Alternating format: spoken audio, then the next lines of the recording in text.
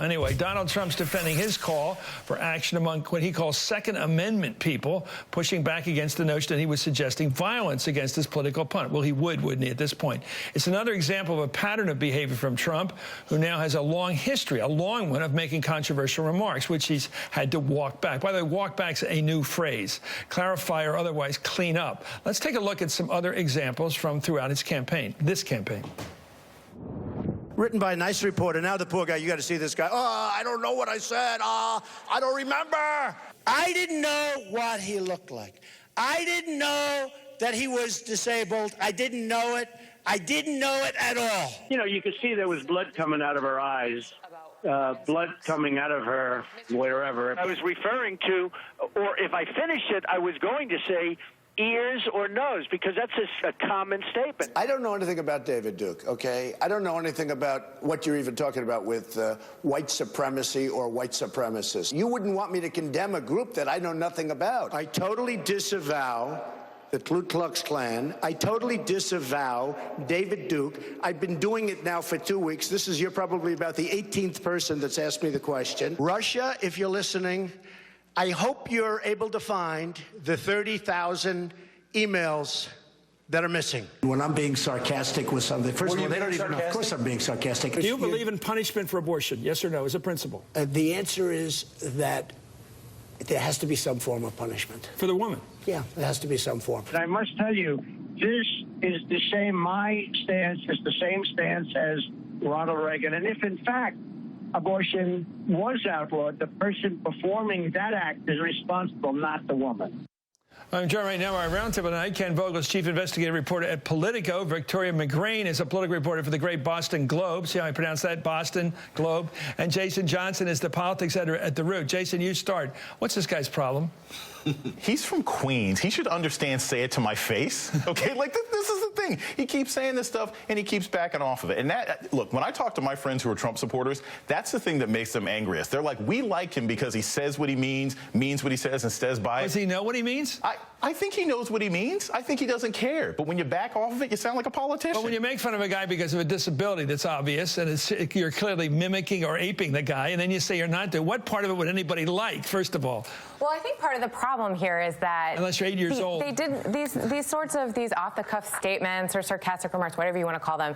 They used to kind of slide off of Trump, and even when he did backtrack on all of this, it wasn't a problem. But now we're in the general election, and the Trump supporters, they like him. This is what they like about him. But that's not who he needs to persuade now. And these kinds of statements, and then the backing off, and instead of just saying I'm sorry, really is leaving a lot of people unsettled. Victoria, you first and quickly, to Ken. The problem is we're trying to write a main bar piece today in journalism. I read the major papers today, the three big, the Journal, the Times, and the Post, and I'm trying to read them. I'm trying to read how they are struggling, these main editors. You start, Ken, to try to write an objective statement about what the guy said when it's in a controversy. Did he actually allude to go getting a gun and shooting somebody? Many people thought he did mean that. Yeah, in journalism, we face a lot of pressure to give people the benefit of the doubt, and we should. We try to internalize it. So even if it doesn't fit with our narrative or what our initial perception is, we always have what we call that to be sure graph, where we give the exculpatory information or the alternative possibility.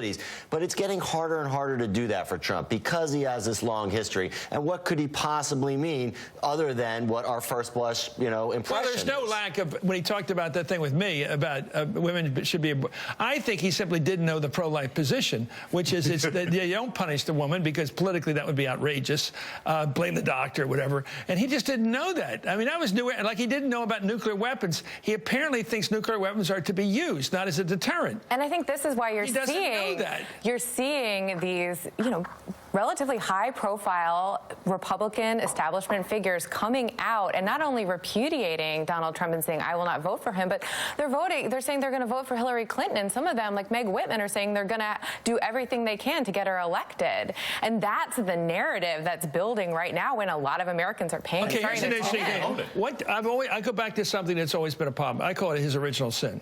And I'm not a moralist. Everybody knows I'm not a moralist about politics. I like politicians. When he said Obama wasn't born in this country, First of all, it's impossible that he wasn't. His mother's white from Kansas. She married an African guy. Now, maybe the guy was dodgy. He's drank or whatever. He left her. Never really met the kid. Never really met the kid. He was 20-something. But clearly, it's the mother. Right. And she clearly did not skip over to Kenya just to have the kid so she could pretend to have the kid. Now, why? It's crazy talk. And giving the kid the name Barack Hussein Obama while she's plotting this 35 years campaign to make him a president. It makes no sense unless you're racist and you want to believe it. You want to believe this, as Joe Biden would call malarkey. Right. You just want to believe the stupidity. It's the catch-22 of Trump's political career. That was what really endeared him, to these endeared him. I love your word. I love you. But they like you said endeared him. They like this that. endeared him. This lying about the guy being from Borneo, like wherever the hell he's from. There's a certain part of the base that like that. He was brave enough to say it with it. You're unbelievable. Seriously, he was brave enough to say brave it. Enough. That's an odd usable word. I think it's brave. Look, the people, the Ohio Youngstown folks that I know, they love that. They've been waiting to hear it. But then there's a hard ceiling. There's a defense. You can't get over but they also believe. Whatever. They got a whole set of beliefs. Anyway, thank you, Ken Vogel. Thank you, Victoria McGrain and Jason Johnson. You'll have to come back. This is a group that I must see again.